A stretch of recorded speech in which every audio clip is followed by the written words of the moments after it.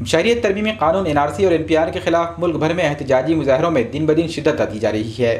नांदेड़ में दिल्ली के शाहीन बाग की तर्ज पर बेमुद्दत एहतजाजी धरना शुरू किया गया है। कुल जमाती तहरीक की जानिब से शुरू किए गए एहतजाजी धरने में न सिर्फ मुसलमान बल्कि दलित, सिख, मराठा और दीगर मज़ाहिब के रहनुमा और आम लोग कसीर तादाद में शरीक हो रहे हैं। नांदेड़ के एहतजाजी धरने का आज 9वां दिन था। धरने में शरीक मजहबी शख्सियात ने मुसलमानों को ये यकीन दिलाया कि वो इस लड़ाई में अकेले नहीं बल्कि तमाम तबकात उनके साथ हैं और ये तहरीक उस वक्त तक जारी रहेगी जब तक कि हुकूमत इस कानून को मनसूख नहीं कर देती। 90 दिन खवातीन की बड़ी तादाद इस एहतजाजी धरने में शरीक हुई।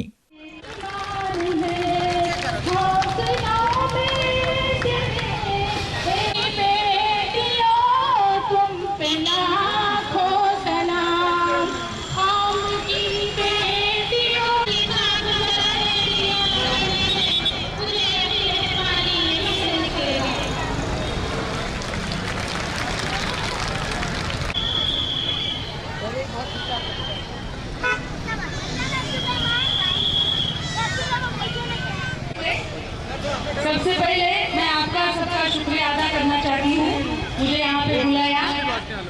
हमारे हक के पैसे छीन के लिए, हमारे हक के जॉब छीन के लिए और हमारे हक के अभी जमीन पे आपको अपने को सबको हमारे साथ रहना चाहिए।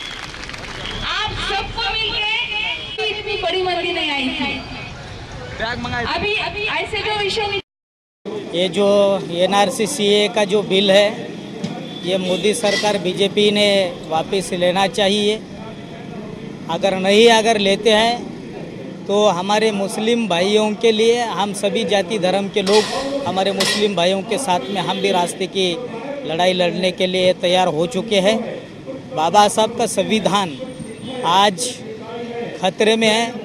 बाबा साहब के संविधान को बोखला बनाने की कोशिश बीजेपी RSS की ओर से जारी है।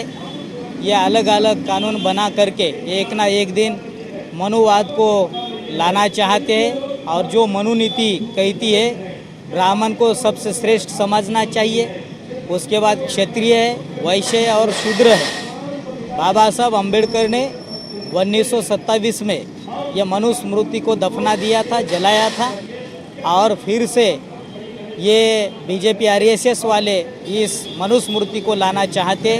यह हरगिज़ भी संभव नहीं होने देने वाले हैं। हम किसी किस्म का कोई बहकावा इसके अंदर नहीं है, बल्कि जो लोग बतलाने वाले हैं पूरे इखलास के साथ वो बतला रहे हैं और किसी किस्म का हमको अवामुन नास को कोई शक शुबा इसके अंदर नहीं है। हम किसी के बहकावे में नहीं आ रहे हैं, बल्कि मुखलिसाना तौर पर अल्हम्दुलिल्लाह जिद्दोजहद जारी है और क़वानीन के अंदर रहते हुए कर रहे हैं। किसी को अजियत, कोई नुकसान पहुंचाए बगैर, जिसकी के हमारा मुल्क जो उसके क़वानीन जो हमको जो इजाज़त देते हैं उसके मुताबिक ये अल्हम्दुलिल्लाह हमारा ये एहतजाजी धरना कायम है। जब तक जो है NRC और CA बिल को वापस नहीं ले जाता तब तक ये धरना जारी रहेगा।